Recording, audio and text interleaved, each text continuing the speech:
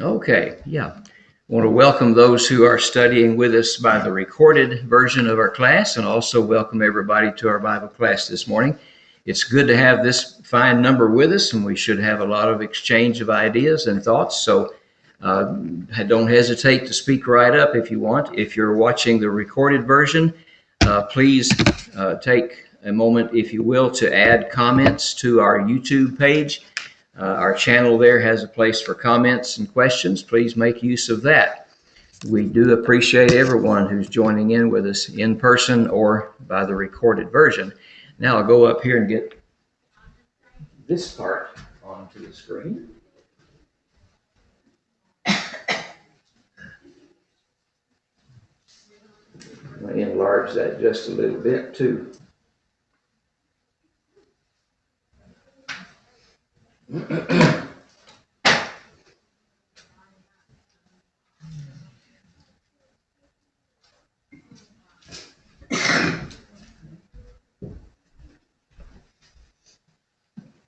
So as you can see, we covered a lot of material earlier the last few weeks about the general tone of this letter. James wrote it to, well, who did he write it to anyway? Does anybody remember? When James wrote this letter, to whom did he write it?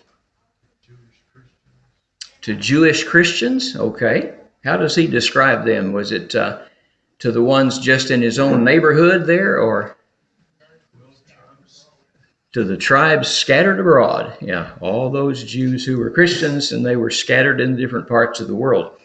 And we talked about the purpose. His reason for writing this letter was to bring them up to speed on some things that they needed to know.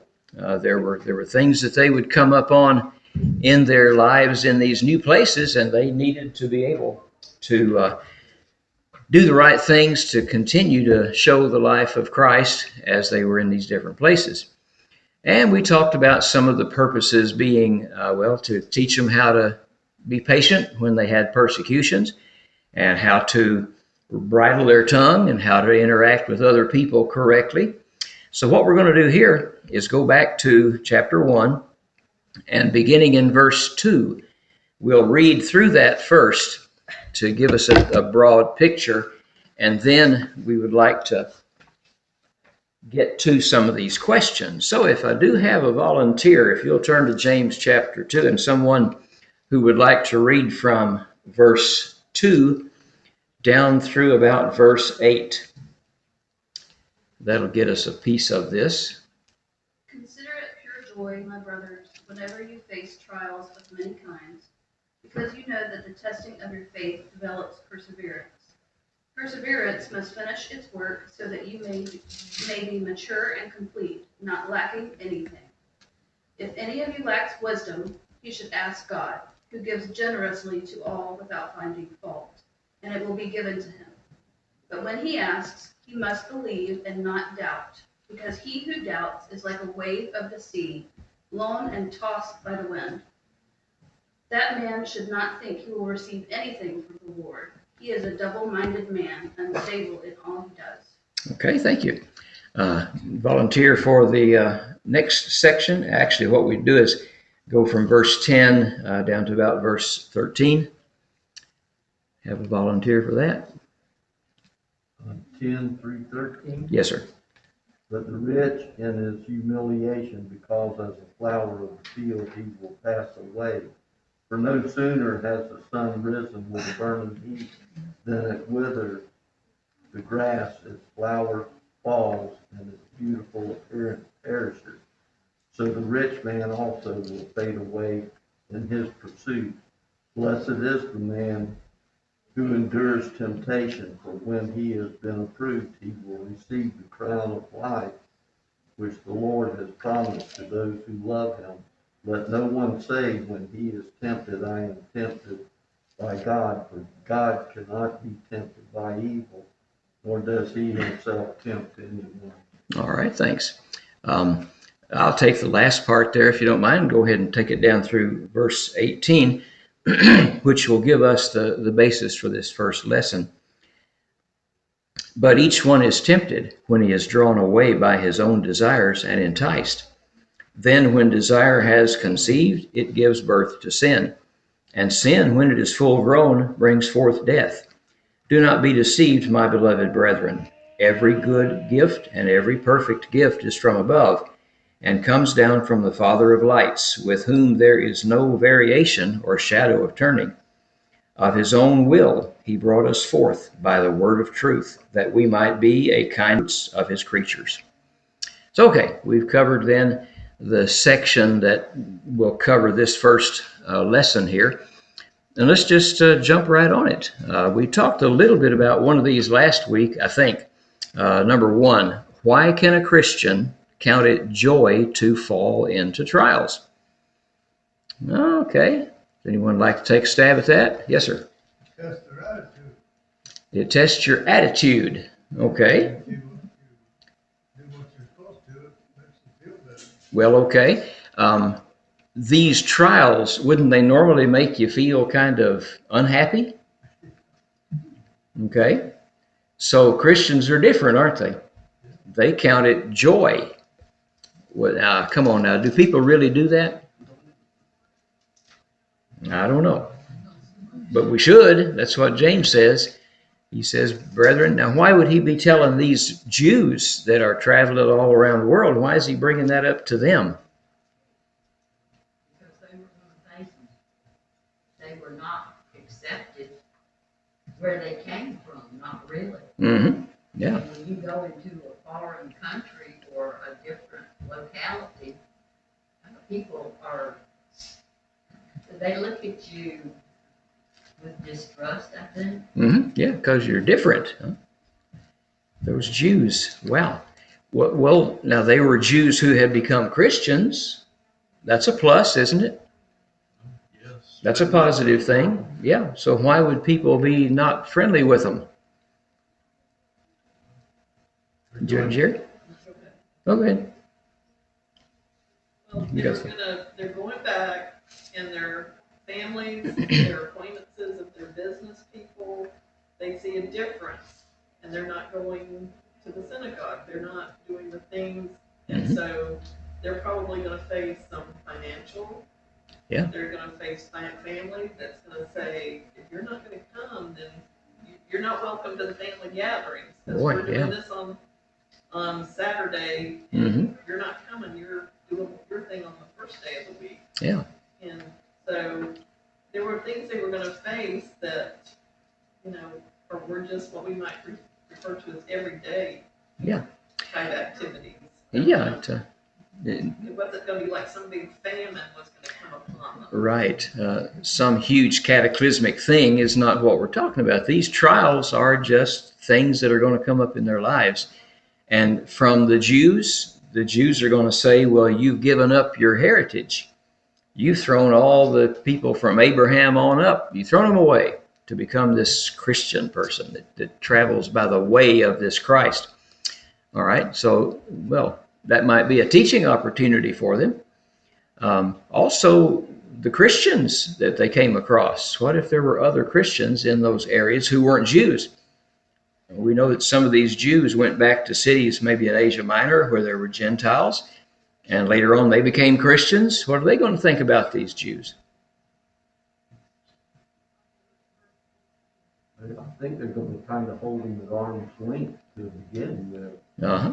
They're going to be suspicious of them. Suspicious, yeah. You Jews here, you've become Christians, but we think you're still Jews. We think you still think like Jews. All right. And then, wow. And then even that, was there anybody else that might be persecuting these Christians? The Roman government. Yeah. The Romans didn't like them. Why? They had allegiance to Christ, not to Yeah. Their God was Caesar. No longer was Caesar the emperor God himself, right? To them anyway, they would look at Christ. They would look at God as their leader. So the Romans were always kind of watching to see, are they trying to stir up an insurrection of some kind? Okay. Well, anyway, what we're looking at here is why. Why can a Christian count it joy in those situations? Well, let's see. I put a couple things up here. from verse 3. Take a look at that. He says here, count it joy when you fall into these temptations, knowing that the testing of your faith produces patience. That's from the New King James Version. Other translations call it perseverance. But look, you know something, he says. You know there's going to be a good result. So that's why they could be happy, but knowing the results of their persecution.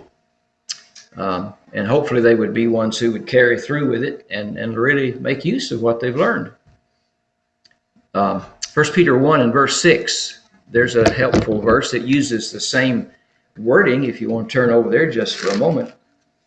Not very many pages. 1 Peter 1 and verse 6, he's talking here, writing about the same kind of thing to the pilgrims of the dispersion. How about that? Peter's writing to the same people, maybe. And then you get on down to verse 6, he says, in this you greatly rejoice, though now for a little while, if need be, you have been grieved by various trials. Okay, but what does he says? In this you greatly rejoice. So there it is again. Rejoice greatly. All right. Any other thoughts there? Insights or comments? Or Well, I think you should read verse 7 too, because okay. he says that trial that you're going through, test your faith, which is so precious, that it might be found unto praise and honor and glory in the appearing of Okay. Jesus Christ. Yeah, thank you. That's a good point to look at. He says there the genuineness of your faith. How do you know if your faith is genuine if it never has been tested? If you just kind of roll on downhill with only the help from gravity, well, there's no big deal in that. But what if you have to fight against something to make progress? What if you have to overcome these tests and so on? And like Carol says, if you read a little further there, it's kind of like gold. You test or try the gold in the fire, and what's left is valuable praise, honor, and glory. Good results there. Okay. Well, we've kind of moved into question 2, haven't we? We know why you should count it joy, but let's look at question 2 here. What does the testing of one's faith produce? Patience, strength, what's that other word? Perseverance, that some translations use. So when I bring up some possible answers there, that's what we're looking at. This testing produces some patience. Now, something I got to looking at here, when you look at these Greek terms, and it says like testing of your faith and producing patience, those are not in the one-time realm.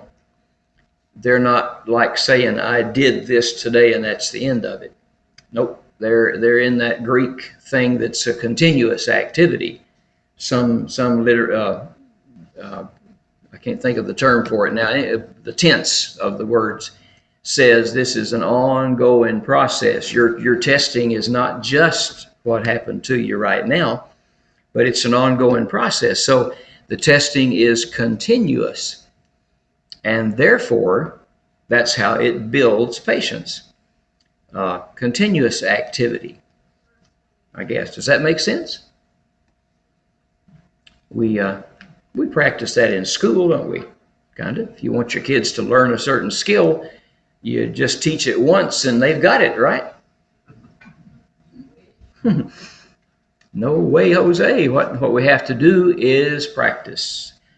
We make them do the same problem over and over and over, or similar problems, and they'll complain, why do we have to do 10 problems just like this? Well, it's for patience. You want to be able to do this real good. So we're going to have you do it over and over till you learn it. Well, patience works like that too. Any other thoughts there? Well, moving on along then to question 3. What is the perfect work of patience? You see the term perfect there. That comes from verse 4. Let patience have its perfect work. Some other translations might use complete, mature, yeah. Something it's not perfect in the sense there's no mistakes or errors. I mean, human life is going to have some of those, but this faith that produces patience, it says, is going to be something which is perfect and complete. And then there's a question here, why? What is the perfect work of patience, and why is it a perfect work? Well, let's see. I threw up something here that might get us started from verse 4. We let it make us perfect and complete. See, patience is something, perseverance in the face of trials is something that we actually control. We may think, oh, those people who are persecuting me are controlling me, but they're not. They only control us as much as we let them. But we have to let it work on us, and that's what James says there. He says, let patience have its perfect work. So we got to let it take some impact on us. And then he says, for then you will be perfect and complete. You won't be lacking anything. And I think maybe that's the answer to the why part. The why part is that so that we will not lack anything. Is that talking about physical stuff? We won't lack food and drink and shelter? We've already been promised that we're going to have those. Yeah. This is something this will develop, where we won't be lacking in the wisdom and the experience and the skills that we need to do like those brethren we're supposed to be doing. Live right wherever they are. When I looked that word up in Strong's, it also mentioned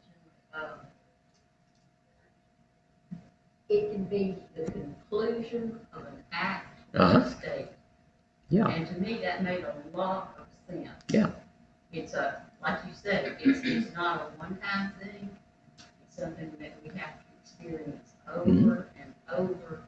And each time we persevere, we're being changed, right, ever so slowly into the image of Jesus. Exactly. Yeah. Well, there you go. And that's maybe what that little part there at the end, we will not lack anything. If we're matching up to the stature of Christ, then that's where we want to be. We won't be lacking anything if we can reach that. But the definition there that says it's the completion of some activity. Patience is a completion, not that it won't ever go away. Can you lose patience? Sure. That's in the sense, that you may falter from being perfectly patient, but this is a little different in that it's working a perfect work in us, making us better. Good thoughts. Let's try question number 4 then. Down at the bottom of my screen, excuse me. What is the Christian who lacks wisdom to do? That grammar's not right there. It should be, what is the Christian to do who lacks wisdom? Anyway, what should a person do if they lack wisdom? Get wise. Develop it. Well, how do you get it though? Where does it? What does James say there? Ask God. Yeah, that. Boy, don't we have a lot of people who think they're wise today in lots of different areas, not just spiritual matters, but they got that way by telling themselves they're wise. Most of it's self-inflicted wisdom. You have enough knowledge and you've done all this and people tell you how bright you are, and so all of a sudden you become wise. Or like celebrities, celebrities get up on stage and sing a few songs and sell about 10 million albums and make $1 billion, and all of a sudden they're wise, right? Sports figures, baseball players. But that look at the other part of the question. How is he to ask? We're supposed to ask God, but is there a way that we should be asking God about this? Through prayer and in faith. Okay. Right after that it says, nothing doubting, without doubting. So we just say, God, I want wisdom. And I know you can give it to me, so give it. I know you can. Well, we don't want to be presumptuous like that, but this tells us that if we ask the right way, what are the chances we'll get this wisdom? 100%. Pretty high, yeah. God will give us. Question? Okay. Should be humble. We need to be humble about it, yeah. One of the things we probably should do first is admit to God, I don't have much wisdom. I don't have what I need. And so then we can merge into the prayer where we ask for it. But asking in wisdom, and then if you go back up to verse 5, he says there, let's see if I can get that on the screen here. Yeah. Supposed to get wisdom by praying, asking God for it, asking in faith, not doubting. And then notice this last part here. In what manner will he receive that for which he asks? Yeah. Abundantly, liberally, it says. God, what does it say there? Ask of God who gives to all liberally and without reproach. Okay? So God is not going to dispense just a little bit of wisdom. I mean, that may be all we need, but he's going to give us liberally the wisdom that is required. Is that done without any effort on our part? Probably what are we going to have to do to really experience that wisdom? Time to study and prayer. That's right. We have to gain the knowledge that the wisdom is based on. So there's some time for study, practice, going through all these activities that we need to get better at and practicing them. I think that's why we were told study to show yourself approved. Yeah. Study to show yourself approved, the workman that needs not to be ashamed. Yeah. I wondered about that because look at what else he says here. God gives to all liberally and without reproach. What does that mean? God gives without reproach? What do you think that's all about?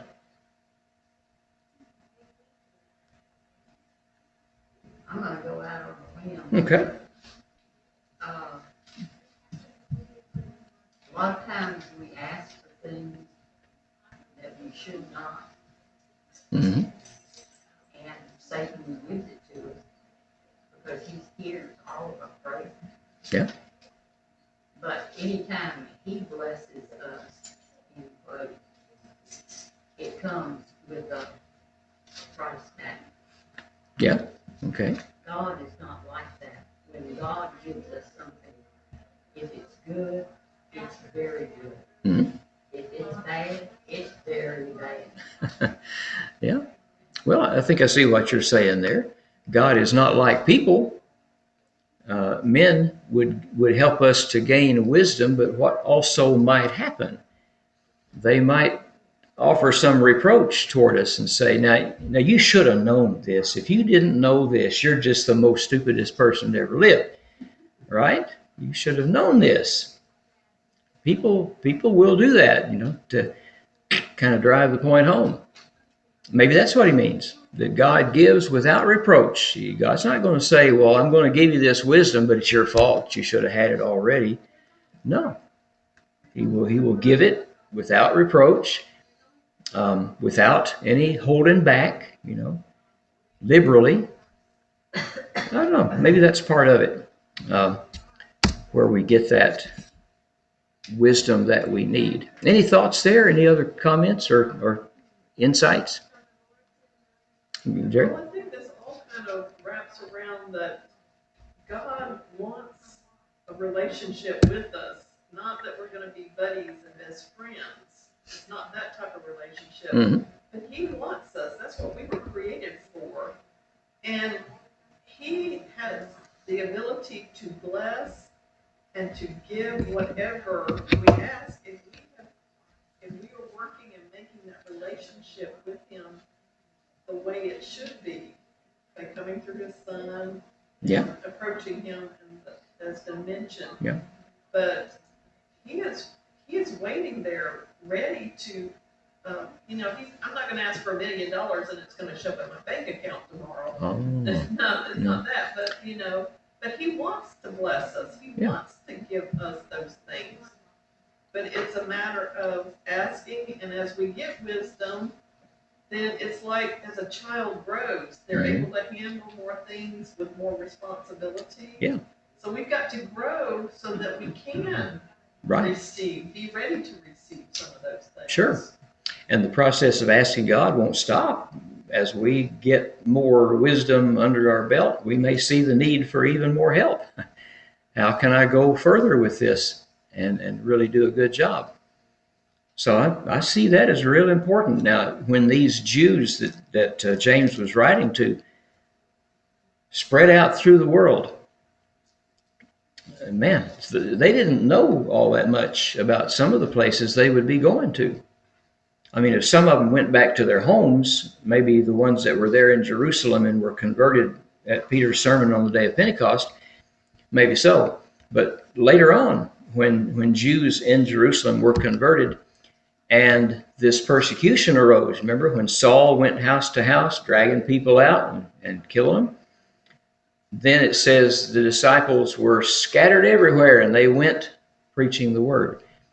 Well, they might have gone to places that they weren't really familiar with, new horizons, and then they'd have to get some guidance about that.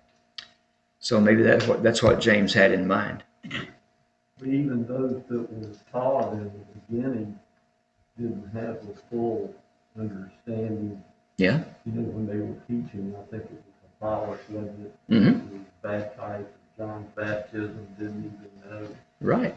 of the way he should be baptized. So That's a good point there. Apollos was a Jew, one of those from, where's he from? Ephesus? Or Alexandria. Yeah, that's where he was educated there. So he had some understanding and some knowledge, but his wisdom was lacking because he didn't know the full scope of the gospel. And so Ananias and Sapphira took him aside and taught him better.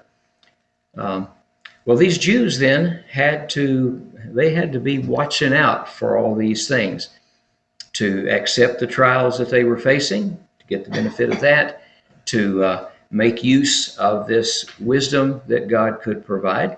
Got about 5 minutes left, so let's take a quick look at the next question. It kind of shifts gears a little bit here.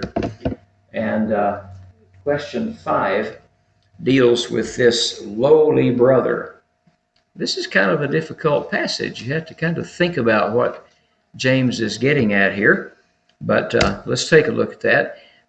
Question 5, in what is the lowly brother to glory? So first of all, I guess we need to figure out what this lowly brother is, and then what it is that he's supposed to glory about. Okay, you could go back to the verse before. Wisdom is probably what he needs. Yeah. A lowly brother might be one who is lacking in wisdom. Could be. Let's take a look at that. I think. Excuse me.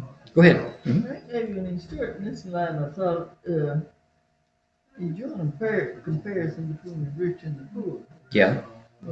With the lowly man or the poor man, he still has something to exalt in, his faith in God. Really, when we look at the practical nature of this, it's probably talking about wealth social position. Because look at verse 9 there. Let the lowly brother glory in his exaltation, but the rich in his humiliation. So if you put those two verses together, you've got the lowly brother and you got the one who is rich. So probably he's contrasting the lowly brother, not much in the way of resources, no wealth to deal with, and the rich brother who is in a little bit different position. Well, okay. Suppose that I'm that lowly brother. Well, you don't have to suppose. I am. I'm poor. I've been poor for a long time. But how am I supposed to, what does he say there? How am I supposed to glory in that? Yes, ma'am. Well, I'm thinking of is under the Jewish law, I mean, they have their levels. Mhm. And the lowly people associated with the lowly people, the rich people Yeah. stayed amongst themselves. And now they're going to be told there's not a Jew or Greek, we're all equal. Yeah. So now, and the blessings and all, just because you're rich, even though I don't have much money, I can get as many blessings from God as that rich person can get. Yeah, right. And one of the most important ones is to be a child of God initially. And it's good to point that out, that no matter where we are on the scale of poor and rich and in between, when we become a child of God, then we're entitled to the riches that God has, and we can exalt in that. Even the most lowly brother, who's just kind of barely getting by, can look at the spiritual side of things and say, but I am one of those children of God. I'm a child of that King overall. Could be something like that, to glory. Let's see, I put an answer in there. See if I had anything like what we said. In his exaltation, that he is a child of God, he may be of low degree. That's what the King James Version says. The old King James Version says, let the brother of low degree glory in his exaltation. But he is a brother of Jesus Christ, equal with the Lord himself in that sense, related to God. So this lowly brother has something to be glorified about, to glory in his position. If he has Christ, he has everything. Yeah, that's right. And you remember Paul wrote kind of like that? He said, I count everything else in my life loss for Christ. If I have Christ, it doesn't matter whether I even have anything else. So that's a good point. Well, our time is up for today. Thank you for all your comments, and we're going to start off with number 6 there next time. If you have any questions about earlier questions, please jot them down. If you will, look ahead and kind of prepare for what's coming up there. And those who are watching the recorded version, we'll post this recorded version of the class on our webpage, so you can access it anytime. And we'll leave all the PowerPoints there too. Thank you for joining us. And if you have any comments or information like that, please post it at our web channel in YouTube, and we'll check those. Any final thoughts or questions here? All right, let me close this.